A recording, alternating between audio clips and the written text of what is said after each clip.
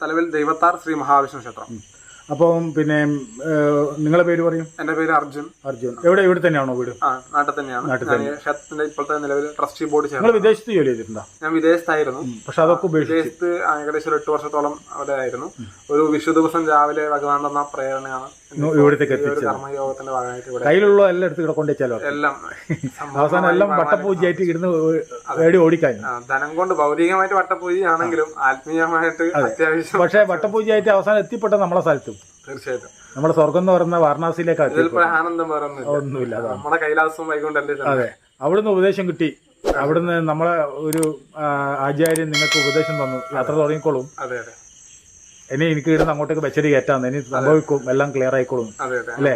അങ്ങനെ തന്നെ എല്ലാം ആയി വന്നില്ലേ? അതിനുശേഷം ഒരുപാട് ആചാര്യന്മാർ, ഒരുപാട് നാദ പരമ്പരയിലും ജ്യോതി പരമ്പരയൊക്കെ പെട്ട ഒരുപാട് സിദ്ധയോഗ സമ്പ്രദായത്തിലുള്ള ആൾക്കാർ, ഗുരുക്കന്മാരുടെയൊക്കെ ഗൈഡൻസ് ഇവിടെ വരികയും നിർദ്ദേശങ്ങളൊക്കെ ഓരോ അഗാഢകൾ എന്ന് പറയും, അഗാഢകളിൽപ്പെട്ടവരാന്ന് പറയാം.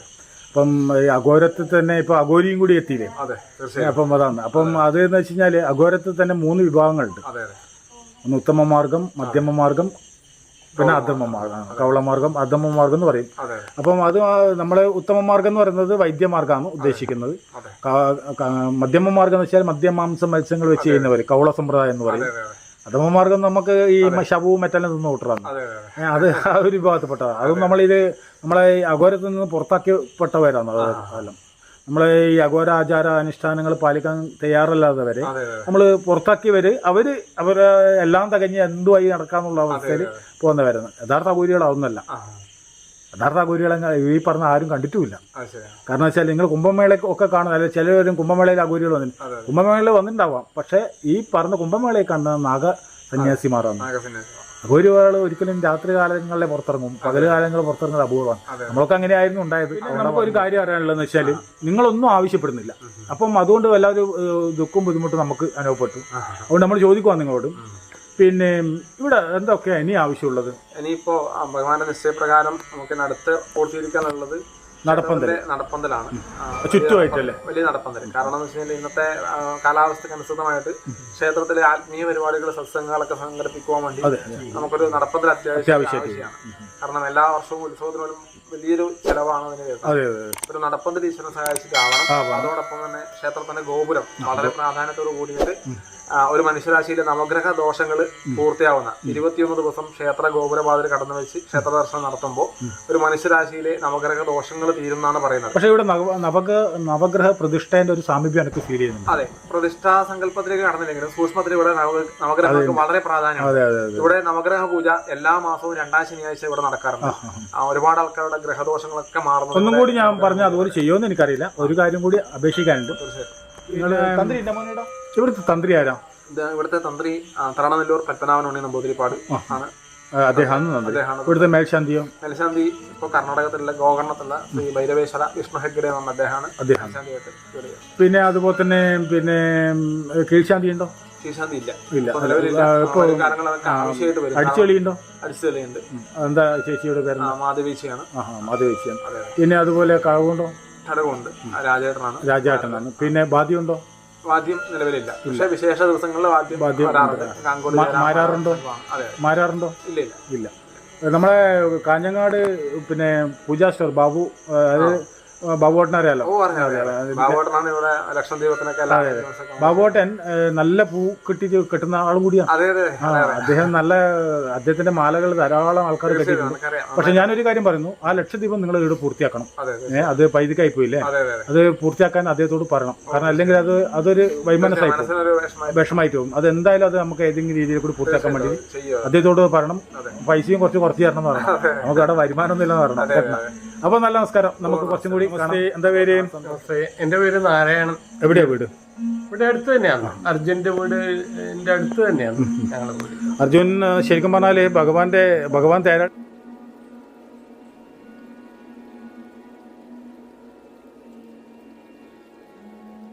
ഒരാളായിട്ട് ഒപ്പരുണ്ടെന്നാ പറഞ്ഞേ തീർച്ചയായിട്ടും അല്ലേ? അർജുൻ ബില്ലുകൊണ്ട് അമ്പ ചെയ്തോളുക. അതെ അതിനാണല്ലോ മഹാഭാരത കഥയിൽ അതല്ലേ പറയുന്നത്.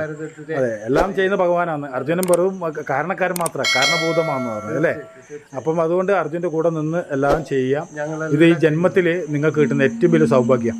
അല്ലെങ്കിൽ ആരാന്റെ മലയും ഇറങ്ങി ഇത്രയും ദൂരം കഷ്ടപ്പെട്ട് വയനാട്ടിൽ നിന്ന് ഇവിടെ പാഞ്ഞു വരേണ്ട ആവശ്യമില്ല അല്ലേ? ഇപ്പൊ ഈ മഴയത്ത് മഞ്ഞത്ത് ഇനി ആദ്യം അങ്ങോട്ട് ഓടെ പോണ്ടേ? അപ്പോൾ അതുകൊണ്ടാണ് പറഞ്ഞത്. അപ്പം നിങ്ങൾ ഇവിടെ ചെയ്തതെല്ലാം ശുഭമാണ്, ഒരു മോശം പറയാനില്ല. നിങ്ങൾ ചെയ്ത അത്രയും ഭംഗിയായിട്ടുണ്ട്. അതുമാത്രമല്ല എനിക്ക് ഇവിടെ വന്നപ്പം തന്നെ ഒരു വൈകുണ്ഠത്തിൽ വന്ന ഒരു അനുഭൂതിയാണ് നിങ്ങൾക്ക് ഉണ്ടാകുന്നത്. കത്തിക്കുന്ന മനസ്സും എല്ലാം ഇവിടെ അർപ്പണഭാവത്തോടും എല്ലാവരും ചെയ്യുന്നത്. അത് ഞാൻ വന്ന ഉടനെ നിങ്ങളെ ശ്രദ്ധിച്ചിന്. അപ്പൊ നമുക്ക് ഒരു പുണ്യമായിട്ട് വന്നതായിട്ട് എനിക്ക് തോന്നി. നമ്മൾ ഓരോ സ്ഥലത്ത് കയറി പോകുമ്പോൾ നമ്മളെ മനസ്സിൽ ഒന്ന് മാത്രമേ ഉള്ളൂ, ആ ദേശവും ആ ദേശത്തുള്ള ജനങ്ങളും ആ ക്ഷേത്രവും. ഒരു ചെറിയ കാര്യം ഈ ക്ഷേത്രത്തിന്റെ ഇത് ഒന്നുകൂടി പറയാനുണ്ട് എനിക്ക്. പറഞ്ഞോളൂ. ഞങ്ങൾ ആദ്യഘട്ടത്തിൽ അർജുൻ ഇതേപോലെ ഇതിന്റെ സമാരംഭത്തിന്റെ ഘട്ടത്തിൽ അപ്പോൾ ഞങ്ങളോട് ഇവിടെ ആദ്യമായിട്ട് ഒരു പൂജയെല്ലാം നടന്നു ഇതിന്റെ ക്ഷേത്രത്തിന്റെ ഇതായിട്ട്. അപ്പോൾ അങ്ങനെ നടക്കുമ്പോൾ അവർ പറഞ്ഞു, നിങ്ങൾ മുടങ്ങാതെ നാമജപം ജപിച്ചോളൂ, നിങ്ങൾക്ക് ഇവിടെ നല്ലൊരു ക്ഷേത്രം ഉണ്ടാവുന്നു. അപ്പോൾ ഞങ്ങൾ അത് അന്നേരം തന്നെ മനസ്സിൽ സ്വപ്നം കണ്ടു. അത് ഞങ്ങൾക്ക് ഒരു കൊല്ലം നാമജപം ജയിക്കുമ്പോഴേക്കും ക്ഷേത്രമായി അത് മുടങ്ങാതെ ചെയ്യാം. അതെ മുടങ്ങാതെ ചെയ്യുക. ഇവിടെ സംഗീതങ്ങളൊക്കെ അരങ്ങേറാനുണ്ട്. സരസ്വതി മണ്ഡപം തന്നെ നിങ്ങളെ ചെയ്ത് കാണാൻ ഭംഗിയുണ്ട്. കാരണം ഭഗവതിക്ക് ഏറ്റവും ഇഷ്ടപ്പെട്ടിട്ടുണ്ട് ഇവിടെ ചെയ്ത ഓരോ പ്രവൃത്തികളും. അപ്പോൾ അതുകൊണ്ടെന്ന് വെച്ച് കഴിഞ്ഞാൽ ഇനിയും വിവിധ എന്താ പറയുക, നമ്മളെ ഈ ചാനലിലെ കൂടി തന്നെ ഒരുപാട് ക്ഷേത്ര ഗ്രൂപ്പിലേക്ക് എത്തും. അപ്പോൾ ഒത്തിരി പേര് കാണേണ്ട ക്ഷേത്രങ്ങളാണ്, അനേകം മുനിയറുകളും കാര്യങ്ങളൊക്കെ ഉള്ള ക്ഷേത്രമാണ് അല്ലേ?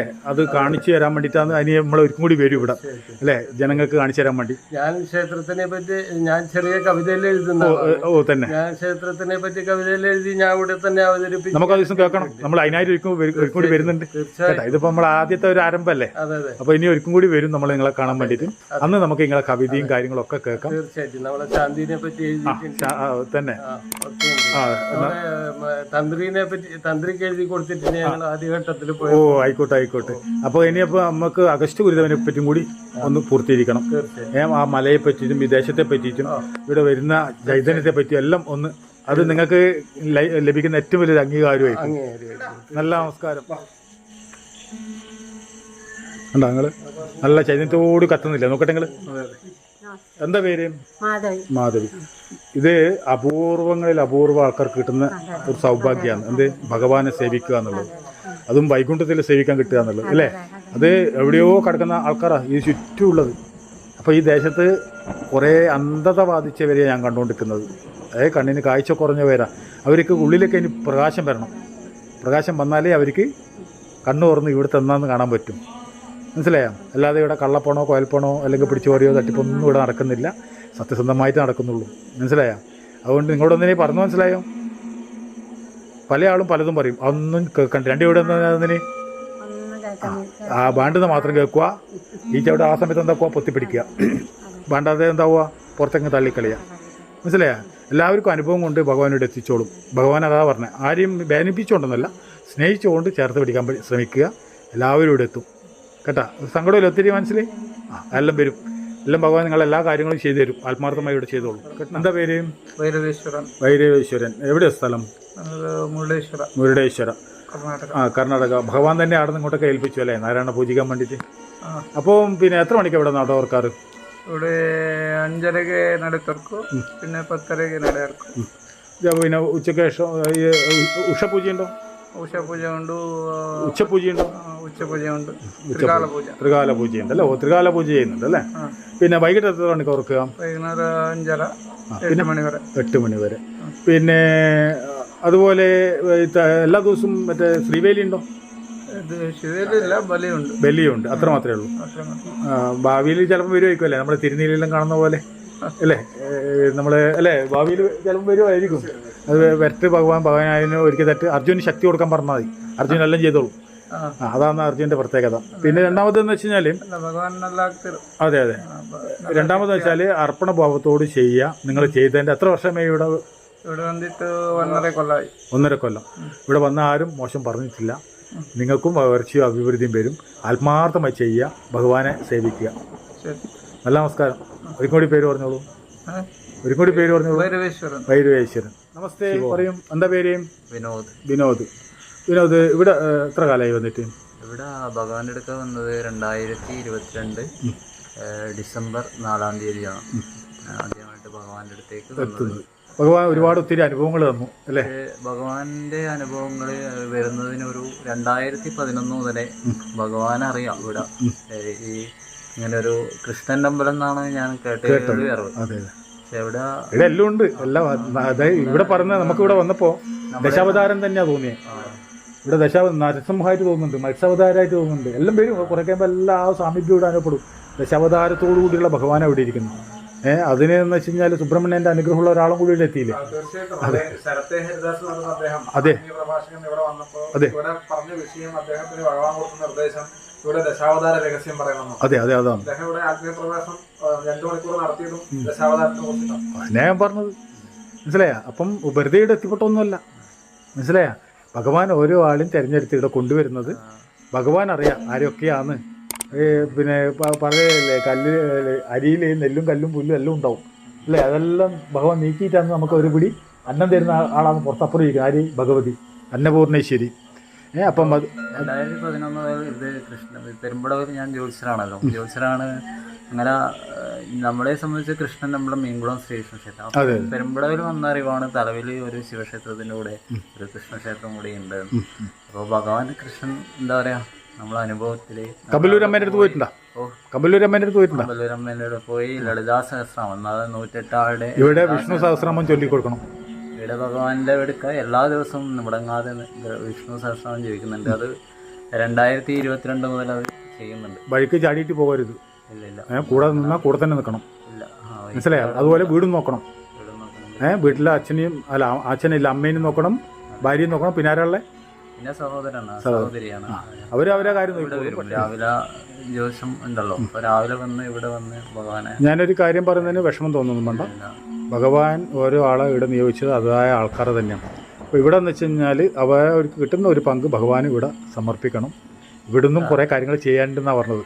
സത്യം. നമ്മളൊന്നും ഭഗവാൻ എന്താണോ നിശ്ചയിക്കുന്നത് അതേ നമുക്ക് ചെയ്യാൻ പറ്റൂ. അതിലും മേലെ നമുക്കൊന്നുമില്ല. കാരണം ഒപ്പരം നിൽക്കുക എന്ന് വെച്ചാൽ ഒരുപാട് കാര്യങ്ങൾ ഇനിയിട്ട് ചെയ്യാനുള്ളതാണ്. അപ്പോൾ ഒന്നിച്ച് നിൽക്കുക. അപ്പം വേറെ ഒരു അനുഭവം കൂടി ഉണ്ടല്ലോ, അതും കൂടി പറഞ്ഞിട്ട് നമുക്ക് പോവാം. അനുഭവങ്ങൾ എന്ന് പറയുന്നത് ഭഗവാന്റെ അടുക്ക് എത്താൻ തന്നെ ഒരു അനുഭവമാണ്. ഞാൻ സ്ഥിരമായിട്ട് കർണാടക സ്റ്റേറ്റ് പോകുന്ന ആളാണ്. അങ്ങനെ പോയി ഒരു ദിവസം ഞാൻ പോകുന്ന വഴിക്ക് ഒരു അമ്പലമുണ്ട്. അപ്പോൾ എപ്പോഴും അവിടെ കയറില്ല. ആ സമയത്ത് എന്തോ കയറി ഇവിടെ എന്ത് അമ്പലമാണ് എന്നറിയാൻ നോക്കുമ്പോൾ ഹനുമാൻ സ്വാമി അവിടെ ഇരിക്കുന്നുണ്ട്. അത് എൻ്റെ കൂടെ ഒരു ജ്യോത്സ്യരുണ്ട്. നമ്മൾ മംഗലാപുരം സുരക്കൽ മംഗലാപുരം യാത്രയിൽ അവർ ജയരാമ ശ്രീരാമ ജയരാമ വണ്ടി ബ്ലോക്കിൽ പെട്ടു, കുടുങ്ങി, ഒരു രക്ഷയില്ല. ആ സമയത്ത് അവർ ജപിക്കുവാണ്.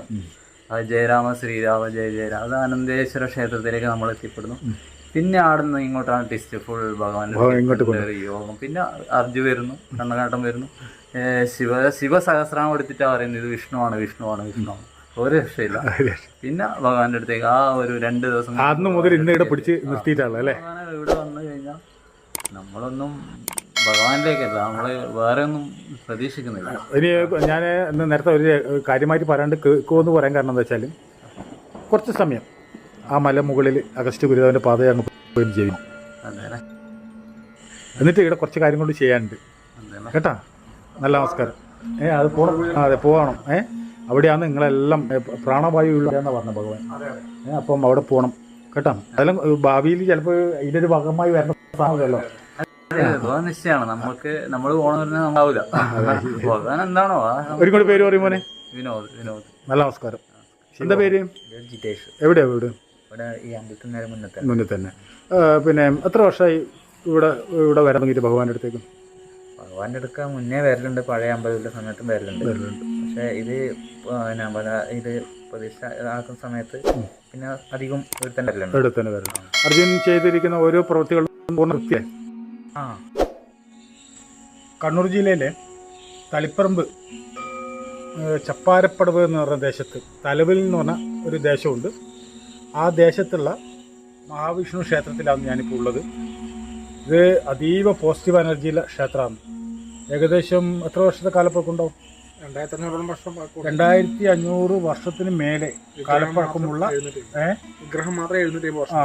വിഗ്രഹം മാത്രം 750 വർഷം കാലപ്പഴക്കമുണ്ട്. 2750 വർഷത്തിന് മേലെ ഇതിൻ്റെ ചരിത്രരേഖകൾ ഒക്കെ പറയുന്നത് അങ്ങനെയാണ്. അതീവ പോസിറ്റീവ് എനർജിയുള്ള